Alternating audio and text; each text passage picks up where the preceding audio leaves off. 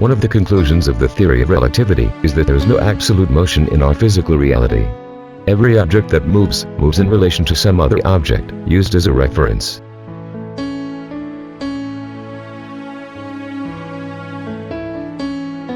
If you move relative to a building, the building moves relative to you. If I were in a vacuum, I wouldn't have references to whether I was still or moving. How to explain this paradox?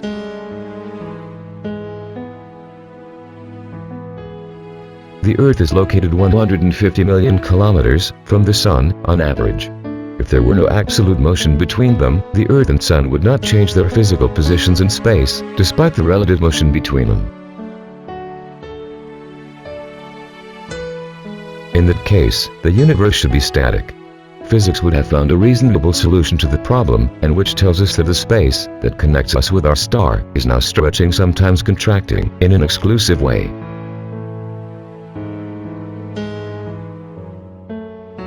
This interpretation is the same used by astronomers to explain how galaxies would be moving away from each other during expansion without abandoning their physical positions in space.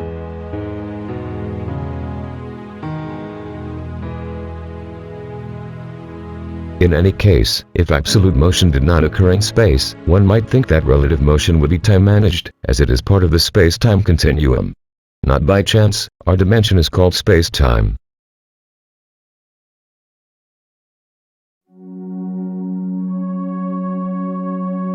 Thus, outside of time there would be no movement. There are places like that in space, where you can't measure time directly.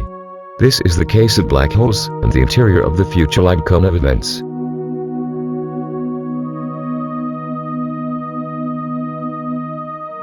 Newton's laws, in general, are applicable only within spacetime, since here, time appears to be a real and measurable entity.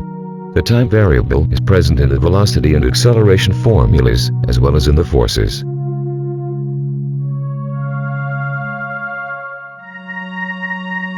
If the relative motion of galaxies was dependent on the behavior of space in relation to their masses, we could cite two possible hypotheses.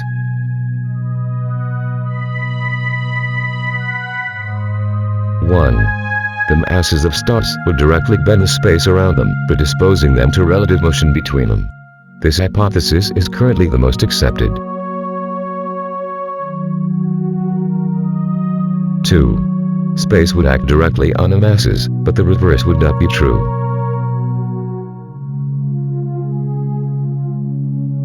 In this case, the relative motion between the stars would be dictated by the resulting variation in the density of the stellar masses. That is, the total mass of a star would not change significantly in a short period of time, but its volume and total brightness would.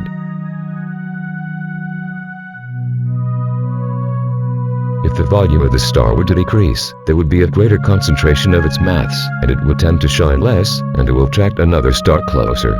If its volume increased, the tension between them would decrease, and they would move apart, glowing more intensely. It would be impossible to prove, in practice, both the first and the second hypothesis. Is that the measurement of the curvature of space is done indirectly. You assume space is curved because someone tells you that indirectly.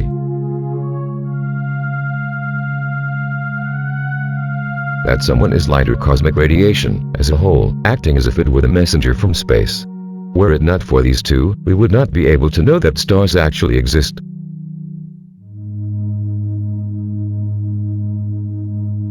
Who provided the information that space would be warped by solar mass during the 1919 eclipse was light from distant stars.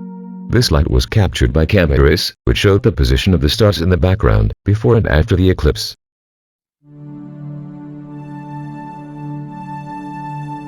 Here, our problems begin. Could we blindly trust the space messenger? What would be the nature of your behavior?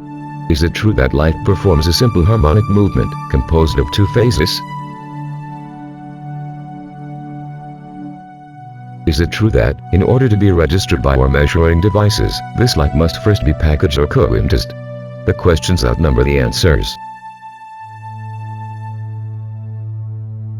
If the Sun and Earth did not abandon their physical positions in space while moving relatively in time, the variation in the curvature of the space that shelters them would be decisive.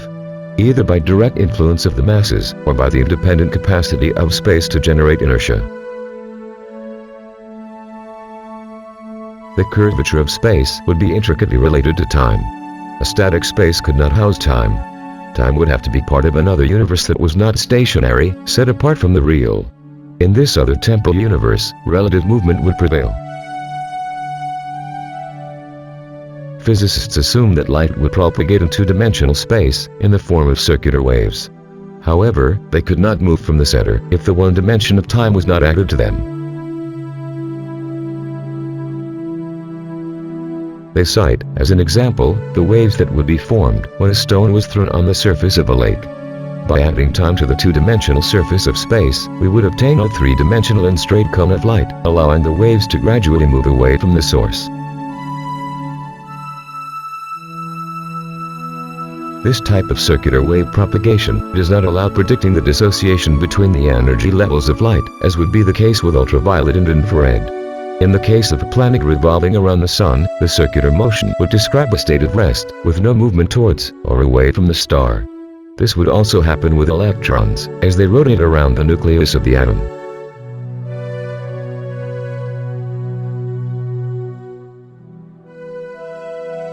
The use of the Doppler effect would not make sense in this case, as light could not be polarized by adding the one dimension of time. The polarization would be expected when you took the time variable from the cone of light and flattened the cone over the original two dimensions of space.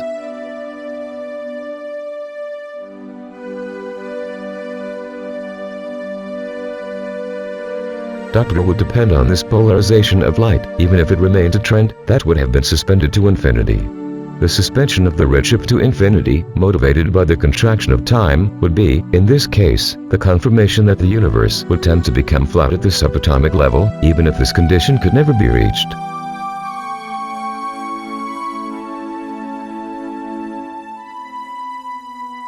It's just that we need the curvature of space to be conserved, and the flattening tendency to remain suspended to infinity, so as not to hurt the uncertainty principle.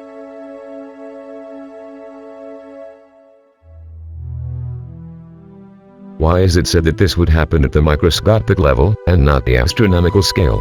Because, when you flatten the future light cone, by stretching space, you would contract time to subliminal levels, which would point to the apex of that future light cone.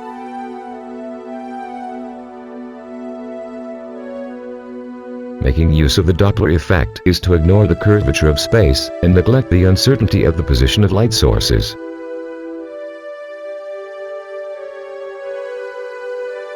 The explanation, so far, shows why circular motion predominates in the night sky, with the stars moving, in blocks, from east to west. Starlight appears to be hiding some of the relative motion that the stars would assume in space.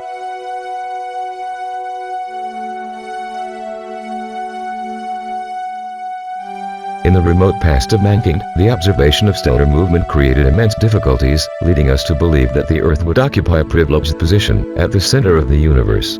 Johannes Kepler managed to unmask the circular motion, placing the Sun at the center of its planetary system.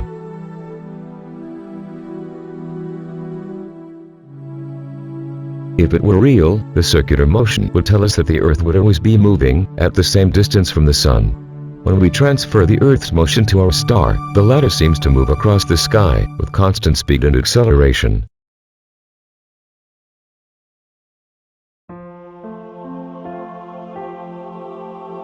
That is, the light tells us that the Sun would be shining exactly 150 million kilometers away. The 8-minute time that its light would need to reach Earth would also remain unchanged.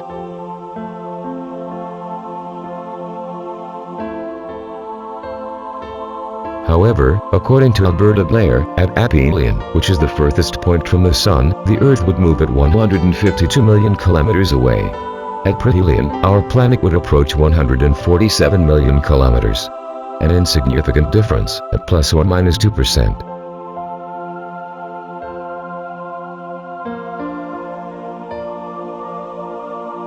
If the Sun retained the same mass and volume over time, as circular motion tells us, it would have to manage the orbits of all its planets through a single curvature in space.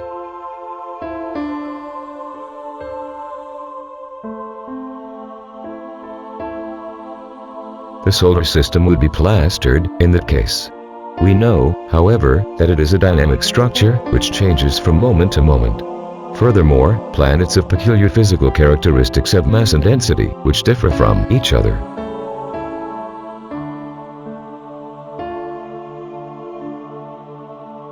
By preserving its mass and volume, our star would always retain the same brightness, which would give it the behavior of an incandescent lamp.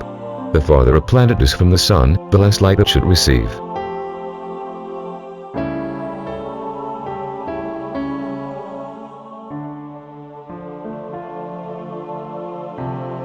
These problems would be solved if we assumed that, even without direct recording, the Sun's mass could be assuming different densities and volumes over time.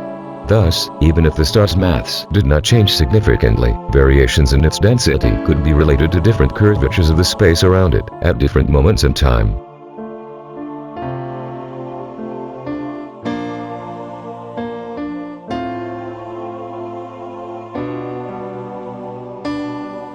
This would have direct reflections on the orbit of each of the planets, as they could be captured by the Sun in a particular way.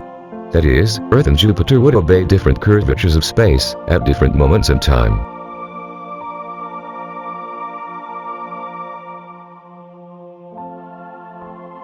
When NASA sends a probe to Jupiter, technicians are forced to correct its trajectory over time, adapting the probe to these transient variations in the curvature of space. Without that, the probe would not reach its destination.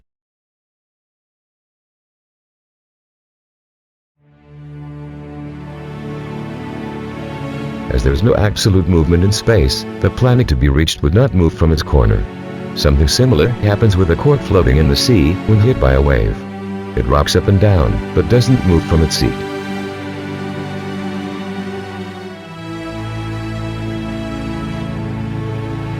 We must remember that, under these conditions, the motion of the planets would only be relative, as it would occur in time and not in space. Thus, time would forever be indexed to the continuous curvature of space. Without curvature, there is no time, and vice versa.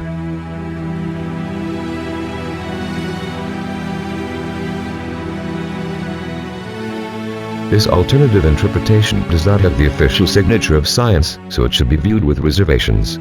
Even so, the possibility that the veiled variation in the density of the masses manage the relative movement in space would be an interesting point to be considered. It seems evident that we depend on light to make almost all of our conclusions about the nature of the visible universe.